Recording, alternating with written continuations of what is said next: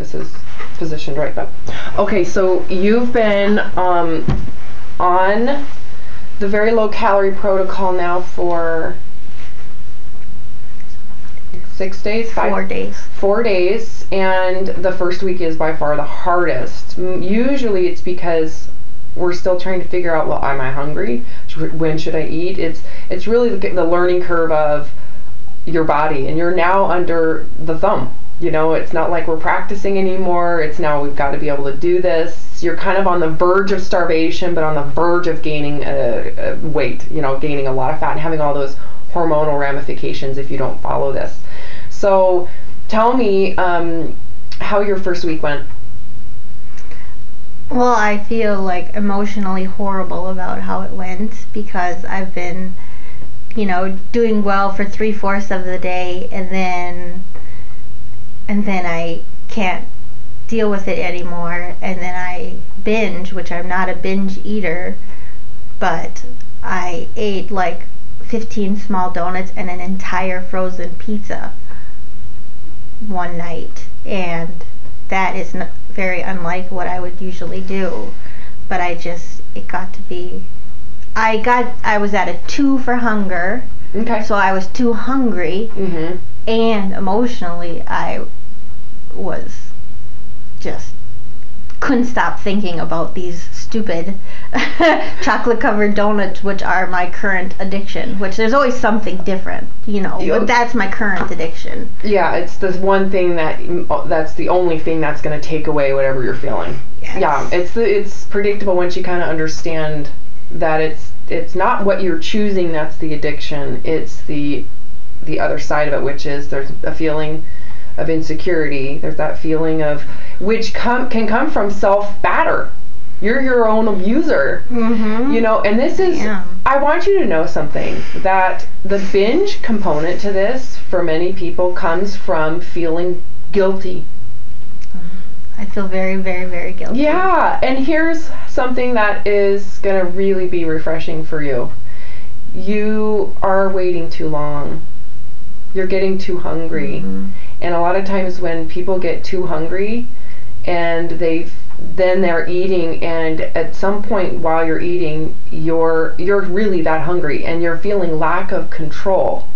And then what happens is, because you feel lack of control, you mentally start justifying, well, screw it, I might as well get this food in, because of how emotionally deprived you feel without food, so that you take all restraint away, and you look at the foods that you've been demonizing or that you've had guilt over, and you over consume them. And then once you have one, you say, screw it, I might as well eat them all. It's very similar to an alcoholic binge. That is exactly what it is. So here's what's really refreshing for you. You're totally normal.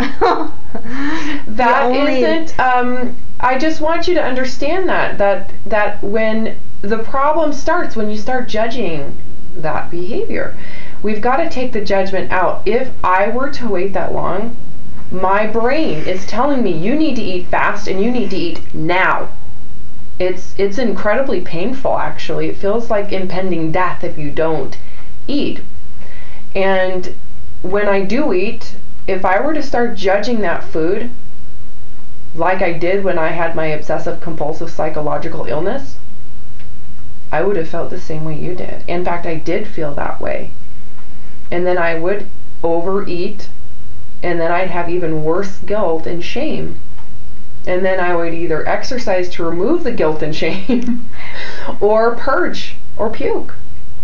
This is not like a disorder. It's actually very predictable thinking process that has a very simple way of cleaning it up, because you understand it's really, that type of thinking is so isolating, and so it withers your soul away.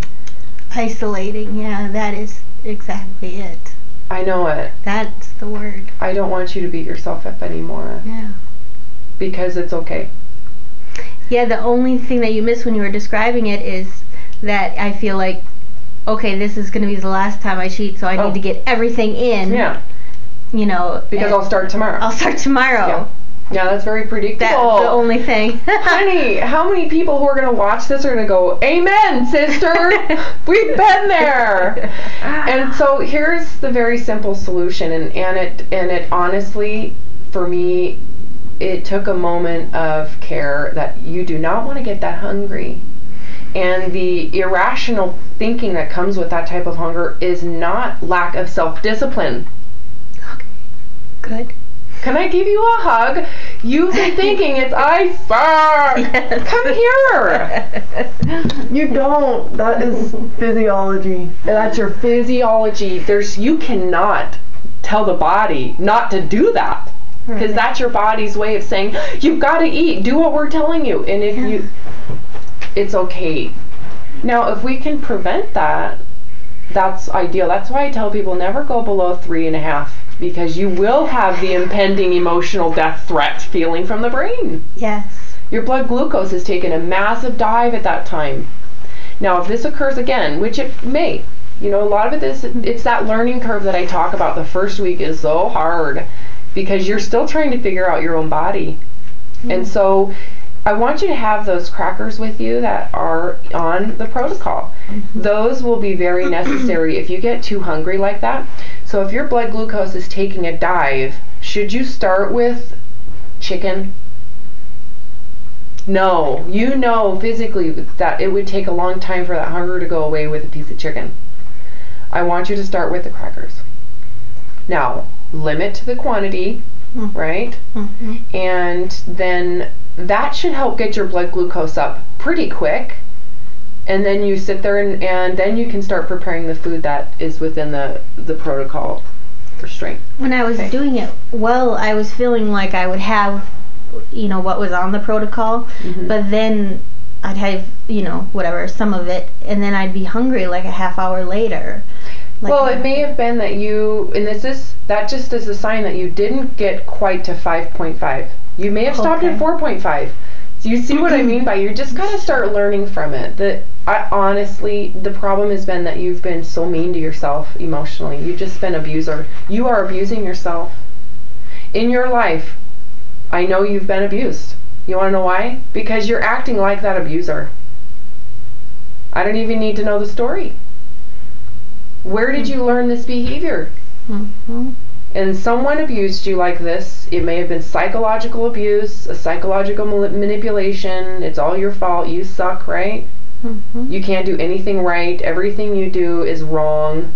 It's never good enough. And you are perpetuating that abuse. Is it real? Is that really you? Are you really that type of person? I know you're not. No. You're like you're to me like this pushy teddy bear that just wants to hug everybody. Were you a hugger as a child? No. I wonder why. I'm not a hugger now. I think you're a hugger. And I can see why you've been rejected so much, why you want that so bad, but you're afraid of rejection. You go to hug someone and they push you away. After someone does that enough times, what do you think is going to happen? Mm-hmm. So when you think about that, I want you to think of this. When your behavior, the way you're thinking about that moment, you're over hunger and you feel like you've got no self-control, the way you're thinking about it is mimicking the way someone talked to you. Mm-hmm. Can you even hear their voice? Interesting. Well, it's almost biochemical, and I always go back to this. It's like the Pavlov dog response. You felt that way in your childhood and growing up, and that was what was taught the way you were talked to. So it creates fear and anxiety when they talk to you that way. Lack of love, shame, they hate you, they're going... Shame, yeah. That is like one of the lowest feelings ever, and there's no wonder you've had addictions. I've had those feelings too, and I accept the fact that with those feelings, you're going to have an addiction because there's nothing else to protect you from that type of psychological abuse. Yeah, how are you supposed to live without any addiction? I guess that's it's not about that. It's about recognizing how wrong that was. Yeah. And not making it, identifying who you are by that abuser. They were so sad inside. Can you imagine? Mm-hmm. True. And it's them. It wasn't really you. Can you imagine if you were to meet your abuser and if you could sit in front of them right now, what would happen if you gave them a hug and told them you forgave them? Because you can empathize for what they must be feeling inside to justify the abuse of a child. Can you imagine? Mm. Okay? But that's kind of what needs to happen. You need to be able to understand why people act that way. Because you understand why you act that way. Mm-hmm. And none of it's the truth. Because that's not really your personality. I always say, look at how you love your children. Yeah. That's real. Is that real? That's good. Real. That's good. Because I'm good at that. That's you. That's you. I like that. Yeah. That's the love you have for your kids. That incredible love is your love. That's what you're capable of. Right? Give myself that. Yeah. You don't need someone else to give that to you. No one else can. Can you imagine, honestly, what human being on the face of this planet can actually make you feel that way? Mm-mm. No, but you can kind of get a slice of it with your addiction. But when do you realize, that's me, that's what I'm capable of creating, and I can fulfill myself with that love? Can you hug yourself emotionally? Love yourself like you love your children? I would like to. Well, if you can do that, what happens to the relationship between you and that abuser? I don't need to. It goes away. Myself. Yeah. Literally, you feel sad for them. You feel sorry. You kind of empathize. I don't give them the power. No, in fact, because you can create that incredible amount of undescribable love for yourself like you do for your children, you can start giving it away. You no longer have to hoard ounces and ounces of that little bit of feelings of love from whatever object you're abusing. Mm-hmm. You can actually give it. The person that abused you, that's how little love they created inside themselves. They felt entitled to you. It was your job to make them feel that sense of love inside. Hmm. Yeah, that's why parents and family they criticize. It's because they can't accept you because they can't even accept themselves. Mm-hmm. So I want you to think about how much you love your kids and how watered down it is because you can't love yourself. So they're never going to feel that love unless you love yourself. Because you'll be judgmental to them, even though you love them. Really? Yeah, because the behavior manifests. I would never think that, but... Well, it happens. It gets passed down. Mm-hmm. That's what people say. It does. I know it. Even though you know there's a feeling of incredible love that honestly you cannot describe for your own children. You're the creator of that. So you could actually create that for yourself once you make that decision. You just need to break the tie to the person that psychologically abused you. So if I do it for myself, I'm doing it for them also. You can start giving it away. Mm-hmm. That's the wonderful thing. You're the creator of it. So, and it's, how do you describe, going back to how much the love you create for your children, how do you describe it? Is there an edge to it? Is there a description to it? Does it have a boundary where it literally stops? No. It's endless, isn't it? Mm-hmm. I know. No object, no action, and no other person can create that for you.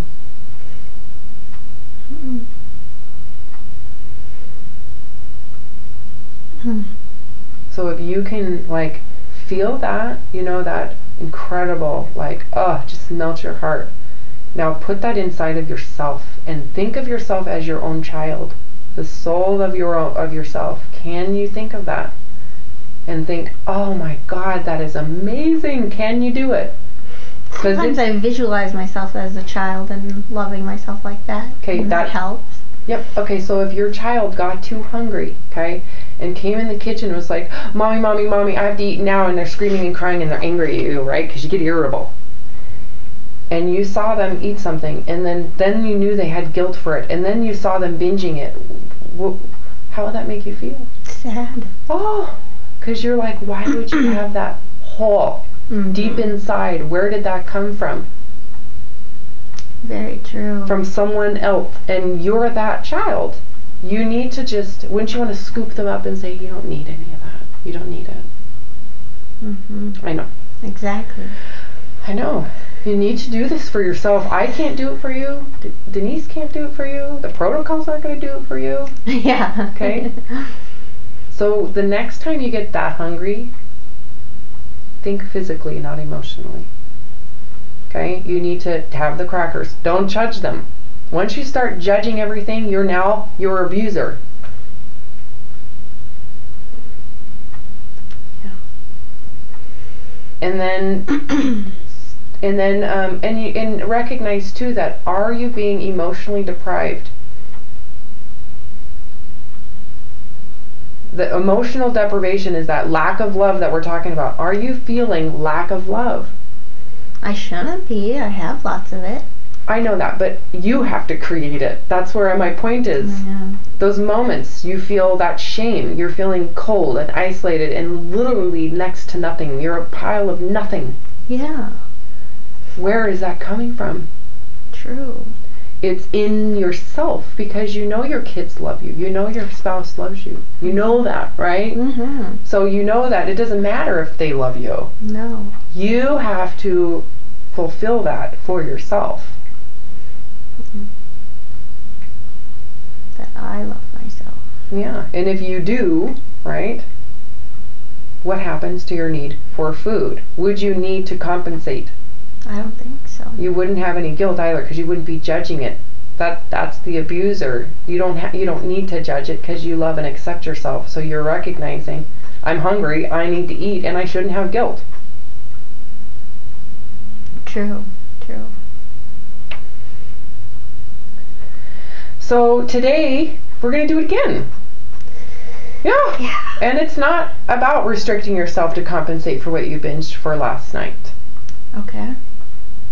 Because it doesn't really matter. What you binged on last night, honestly, doesn't really matter. That was the moment. You were in a moment, and that moment is past, right? You feel great. So today, don't let yourself get that hungry. Get hungry, but try to perfect that 3.5, 5.5. The only way to do it is by not judging your body. Now, Okay? you know how they say that you'll be hungry for the first few days or week or so? Am I pushing that out by having eaten more than I should have, or will the hunger be, subside within a week still? Usually, and honestly, if we had, right now you're not getting a real picture of it because of the binging.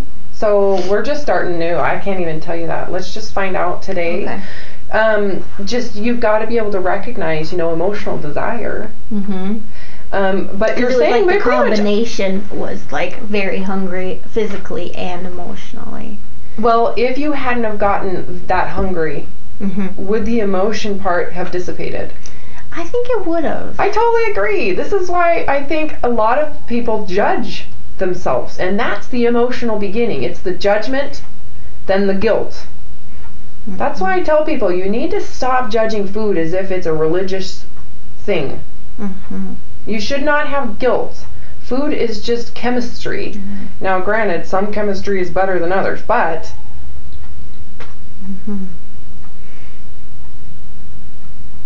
we've got two things we're working on. It's first, you've got to get that identification of the body figured out, which we're figuring out. Everybody struggles for the most part, especially people who've never really used their body to understand hunger. And then the other thing is we're really trying to get you to fill yourself up with that love, Yeah. And if you do that, then you wouldn't be judging all this anyways. So the isolating is really the word that hit the nail on the head.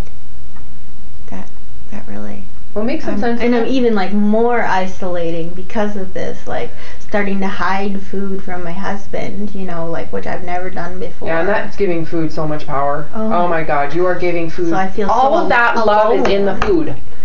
God, I feel so alone. Well, and you're doing it yourself because you've given food that much power. I mean, all of that power is actually your creation. Think about what you're capable of. Yeah, That's pretty amazing. It'd be nice to use it in the opposite direction. Yeah, you need to, like, what's happening is you think it's coming from outside of yourself and you start hoarding the object because you think it's going to come from that. Like, that food is going to be necessary. Yeah. Well, because you're feeling so sad inside. And it's because you're still thinking like the abuser, as if that abuser still has that much power and you are now that abuser. Even though you have love on the outside of you, you're still shallow on the inside. Mm-hmm. And all I'm trying to do is go, look, honey, all of that power you've given to other things is actually your creation. Take it and pull it in and let it kind of come from the inside going out, not the outside going in.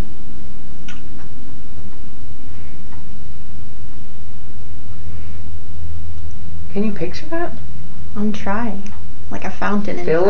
Fill it up, honey, with your own love. So what you're going to have to do is create that feeling. You ever watch a movie where it just is like you can feel like The Note? I think it's called The Note. Oh my God, that movie was amazing. The Notebook? The Notebook. I love You could that movie. feel how much they loved each other, right? Oh God, seriously. Yeah. Okay, when you create that feeling, that movie didn't create it. Oh really? Mm-hmm. We created it? Mm-hmm. That was a good movie. Okay, well, you're that good. I felt that. You're that loving. Okay. You really need to just imagine your soul like you see your own children's soul, and you need to look at it as if it's the most amazing and perfect soul that has ever been created. Don't doubt your creator. Mm-hmm.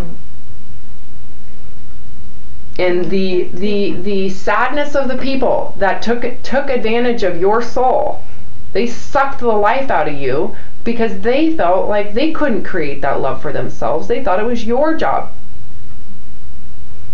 Mm-hmm. And now that you recognize that, oh my gosh, you need to fulfill yourself up and give them that love. Give it away.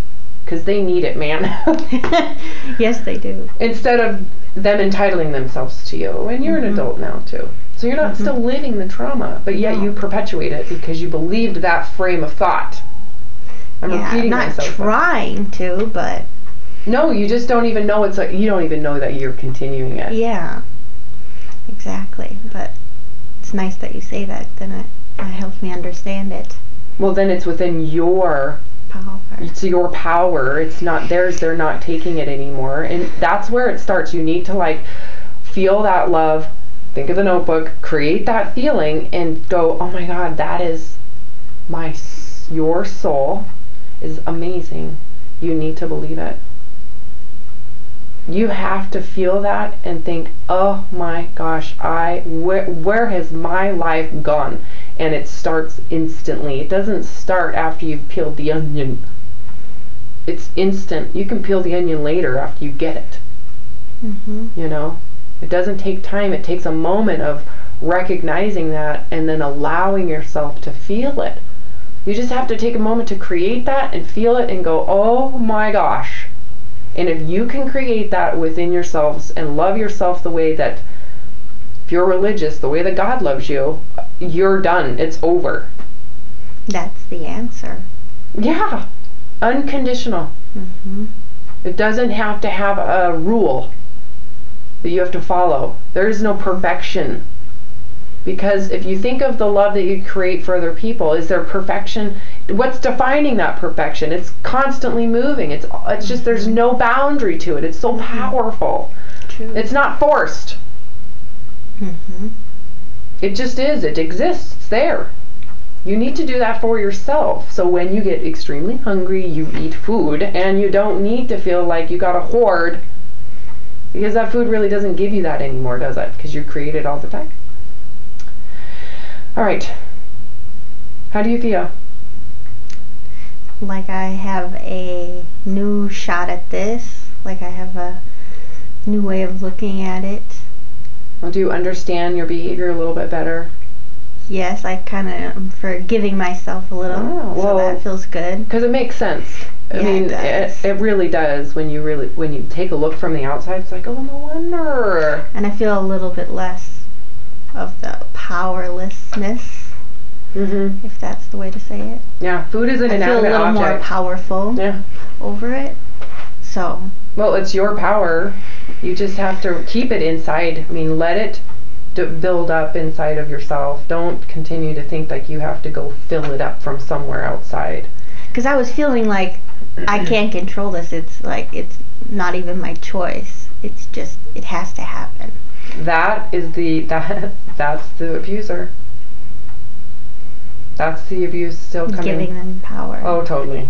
Oh, totally. And you are now taking on that abuse. You are now passing it down, and you're continuing it. It's like, it's not you. It's not even your reality, and it's not true. Mm-mm. You wouldn't want that. If you could go back in life and recreate, you wouldn't perceive it as that either. Even with the same circumstance, you'd have a totally different view of it. You'd feel sad for them. Mm-hmm. True. You wouldn't internalize it and make it become True. your identity. Mm-hmm. But as a child, you do. Well, because you just don't know any better, and you're so reliant on seeking that they love and accept you that you're willing to do anything they tell you, even if it's not really who you are. True. Yeah. You're not that little person anymore. So what you're going to do is you're going to eat when you're hungry, and you're going to eat a little bit more. Just don't get full. Don't get to where you're like, oh. And just keep on jotting that hunger down, because you need to continue to observe the body and befriend it. I feel like I want to save it till later in the day, so I try to eat as little as possible. Oh, that's totally setting yourself up for failure. Okay. Because that's why. Don't do that. Okay. Just do what your body says. So what if I eat everything by 5 o'clock? That's the risk, and don't even worry about it. And I tell you right now, if you do everything I'm telling you, you're not. Okay. You need to trust your body. You're trying to control still. Yeah. You are still trying to create this idea that you are in charge of what the body does physically. I want you to think of that. Do you seriously doubt the human body? No, I shouldn't. I mean, I do. Can but you even explain the mechanisms of sight? Do you understand the taste and how it works? How do you sleep at night? How does the body know to do that? Do you honestly, you created human beings. Do you really think that you're intellectually capable of controlling the human body? You need to let go, man. Your body knows way more than you do. You need to just start doing what it says. If you are hungry, you eat. And do not doubt its capacity to keep you alive and to heal itself. You don't need to force anything on the body. You're the one that screwed it up. Let it go. Mm-hmm. It didn't screw itself up. No, I did. You got it. And it's all the idea of fear. Starts with fear and control. And the fact that you can abuse the body for your own narcissistic reasoning, similar to your abuser. So let that go. Trust everything I'm saying. It's going to feel a little vulnerable because there's no definition except for do what the hell your body says. Do what it says. Yeah. You've got to let go of this control, because the controlling of all of this by holding back on food is making you blow up physically and emotionally at night. Yes. So when you are hungry, you are to eat without judgment. You are to be a child. You would never, ever do this to your children. Mm-hmm. You would never say you can't eat. Nope, I don't care how hungry you are. No. You'd never do that to another child. Mm-hmm. That, wouldn't you agree? Isn't that abuse? Why are you doing that? You are not the abuser anymore. Mm-mm.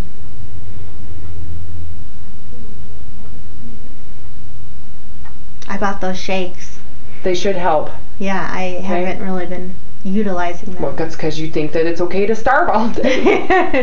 Oh, I totally understand. You're just afraid. It's just based on fear, and you're setting yourself up. So today's your day as a child. You are to be that child today. Okay. And when you are hungry, you are to eat. And you know what? Don't worry about the outcome. Don't even worry about it, because if you don't figure this out, you already know what the outcome is with control. I do. So I'm so proud of you. I have been tracking everything perfectly, though. Okay.